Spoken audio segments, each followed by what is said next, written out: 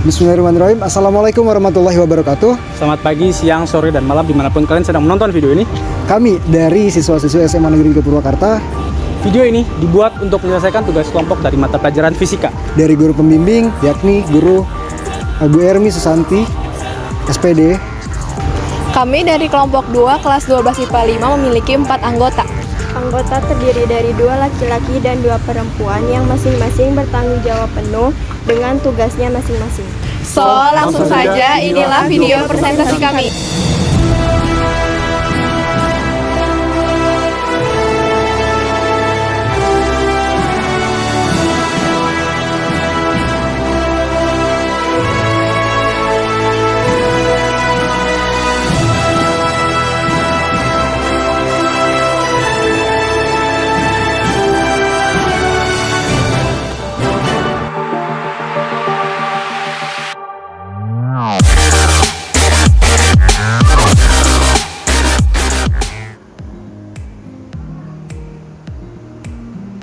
Hai, nama saya Tia Gusira, ingin mempresentasikan tentang penyimpanan data.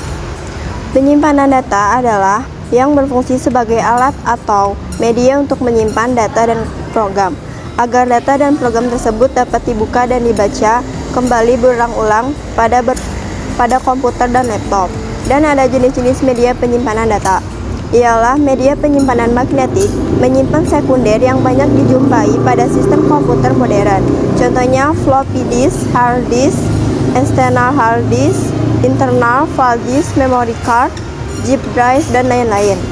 Media penyimpanan optikal adalah media penyimpanan elektronik yang dapat ditulis dan dibaca menggunakan laser bertenaga rendah. Contohnya pada CD, CD-ROM, CD-read, CD read-write, dan DVD. Media penyimpanan cloud storage adalah data yang bisa diakses di mana saja dan kapan oleh para penggunanya melalui jaringan internet, contohnya Google Drive, Blogspot, YouTube, Facebook, email, dan lain-lain.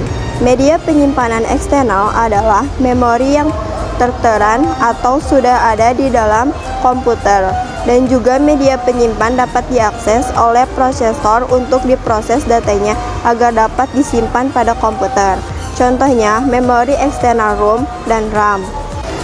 Hard disk kelebihannya kapasitas besar, pembacaan kata lebih cepat, relatif tahan lama, storage yang cukup aman. Kekurangan, harga relatif mahal, rawan terjadi bad sector, bentuk fisik relatif besar dan berat. Flash disk kelebihannya bentuk yang kecil hingga mudah dibawa, harga relatif murah. Kekurangannya karena bentuk yang kecil hingga rawan hilang, removable storage hingga daya rawan rusak. Disket kelebihannya dikenal umum sebagai mudah penyimpanan pada zamannya, dikenal sebagai media portable yang cukup murah pada zamannya. Kekurangannya kapasitas kecil, transfer pada tambal mudah rusak, tidak didukung oleh komputer modern. Kelebihan dan kekurangan tentang penyimpanan data yaitu tidak memerlukan perangkat untuk penyimpanan data, dan kekurangan sering terjadi kesalahan server dengan resiko data akan hilang dan juga dikenakan akses koneksi data. Makasih.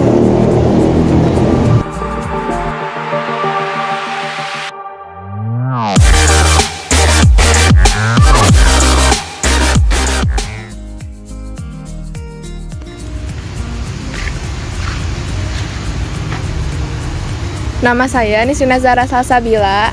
Saya akan menjelaskan tentang penyimpanan data cloud.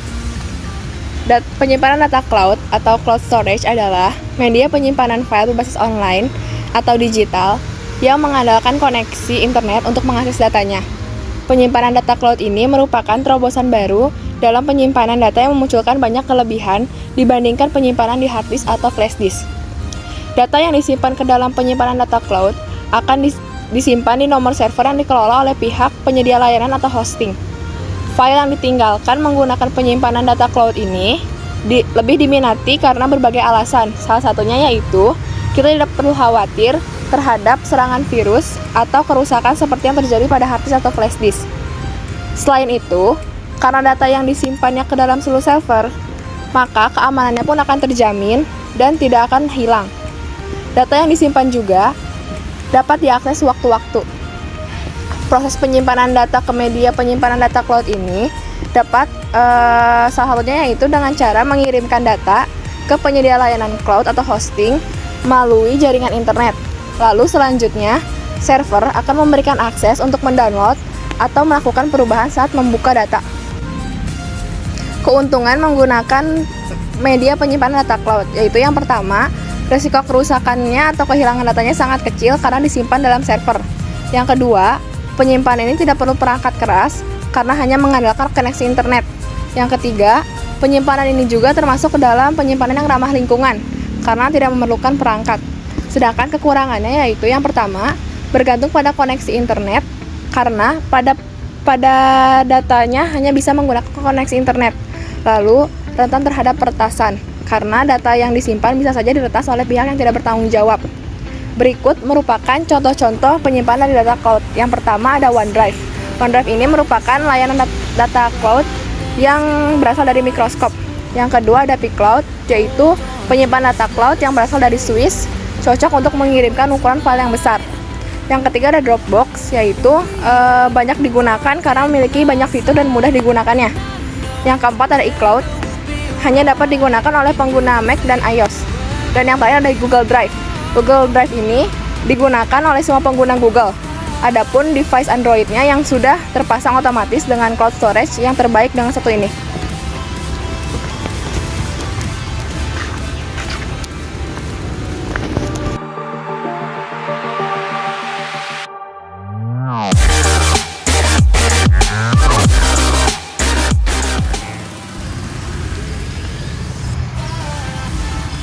Oke, nama saya Rum Patria Sanjaya, absen 26. Dan di sini saya akan menjelaskan apa aja sih alat-alat dari media transmisi data itu. Yang pertama itu ada Cooper Media. Cooper Media ini ya singkatnya merupakan media transmisi atau alat transmisi menggunakan atau prinsip kerjanya itu adalah kabel gitu, sebuah kabel tembaga. Nah, dari Cooper Media ini ada 3 jenis atau 3 macam. Yang pertama ada kabel koaksial, yang kedua ada STP, dan juga yang ketiga ada UTP. Nah, yang pertama dulu nih kabel koaksial. Kabel koaksial itu memiliki kelebihan yang pertama, harganya yang murah, dan yang kedua jangkauannya yang luas, dan yang ketiga dapat menyalurkan atau digunakan untuk menyalurkan sampai dengan 900 kanal jaringan telepon. Kemungkinan terjadi interferensi dengan sistem yang lainnya itu sangat kecil gitu.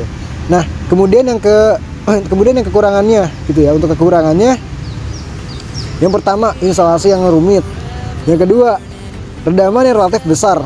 Nah, sehingga untuk hubungan jauh pun harus dipasang repeater gitu. Jadi bakal lebih rumit gitu kan dari yang lainnya.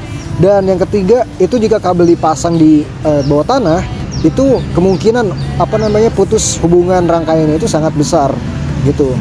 Jadi yang kedua, dari alat transmisi data itu ada yang namanya optical media. Nah, ada 3 jenis fiber optik yang digunakan. Ada single mode, kemudian multi mode, dan juga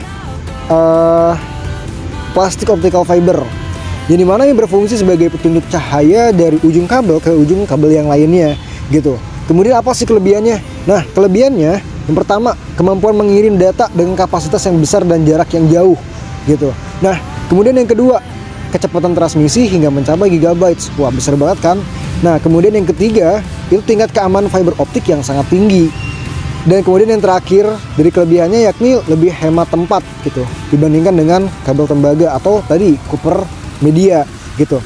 Nah, untuk kekurangan optical media ini, yang pertama gitu ya, harganya yang relatif cukup mahal. Dan yang kedua, itu penggunaannya yang cukup rumit. Jadi pemasangannya atau instalasinya ini sangat rumit gitu.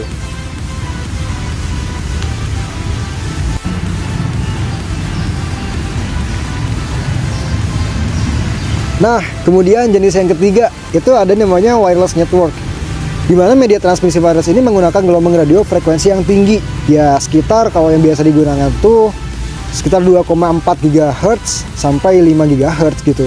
Nah, kelebihannya, untuk kelebihannya sendiri, wireless network ini dapat digunakan untuk komunikasi jarak jauh. Yang kedua, itu sangat dianjurkan untuk gedung yang susah dalam penginstalan kabel jaringan gitu. Nah, kemudian untuk kekurangannya sendiri, yang pertama itu sulit diperoleh karena spektrum frekuensi yang terbatas. Nah, kemudian yang kedua, itu biaya yang cukup mahal.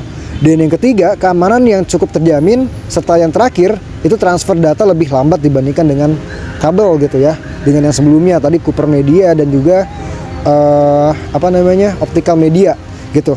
Nah, selanjutnya yang terakhir nih, yang terakhir ini ada yang dinamakan dengan media satelit gitu ya. Satelit ini merupakan alat dalam orbit bumi yang berfungsi khusus untuk menerima atau menghantarkan data secara nirkabel. Maksudnya secara tanpa kabel ya, gitu. Berkomunikasi melalui frekuensi radio, gitu. Untuk kelebihannya sendiri yang pertama, bandwidth dari yang tersedia cukup lebar. Yang kedua, biaya relatif rendah gitu per site gitu kan. Gitu. Nah, kemudian instalasi jaringan segmen bumi yang cepat. Yang keempat atau yang terakhir dari kelebihannya itu yakni cakupan yang sangat luas. Biaya bisa satu negara, kemudian wilayah, daerah, bahkan benua. Nah, kemudian yang terakhir itu untuk kekurangannya gitu ya. Kekurangan dari satelit itu sendiri, yang pertama, harga relatif mahal karena harga peralatan yang sangat mahal. Jadi peralatannya yang mahal. Tapi kalau sudah pemasangannya untuk biaya yang per bulanannya atau per site-nya itu sangatlah murah gitu, kata rendah. Dan yang kedua atau yang terakhir itu memakan banyak tempat gitu, terutama untuk piringannya atau antenanya begitu.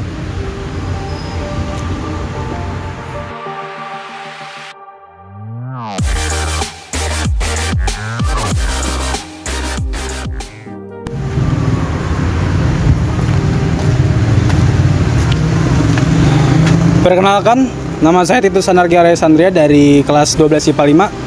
Pada kesempatan kali ini saya ingin memaparkan materi tentang media transmisi yang ada di Sekolah SMA Negeri 3 Purwakarta. Oke, langsung saja ke inti materinya. Setelah bertanya dan mencari informasi kepada beberapa guru dan di internet, saya agak sulit menemukan informasi mengenai media transmisi yang digunakan di SMA Negeri 3 Purwakarta. Apalagi sekarang pembelajaran kembali daring.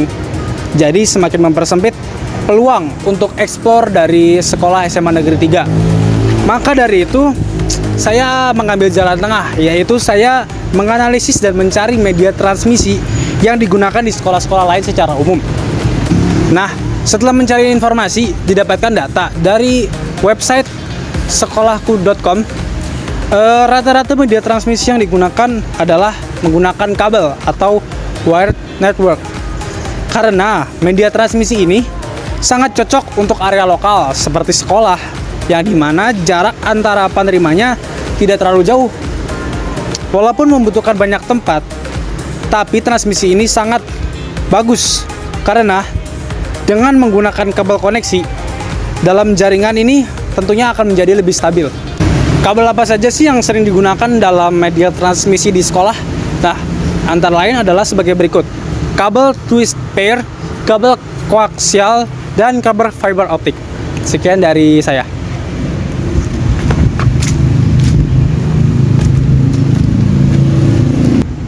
Nah, itu tadi video presentasi dari kelompok kami, kelompok 2, mengenai teknologi digital. Mungkin cukup sekian yang dapat kami sampaikan. Mohon maaf apabila banyak kesalahan kata maupun kesalahan data.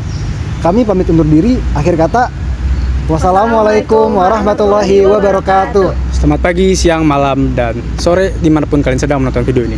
Bye-bye.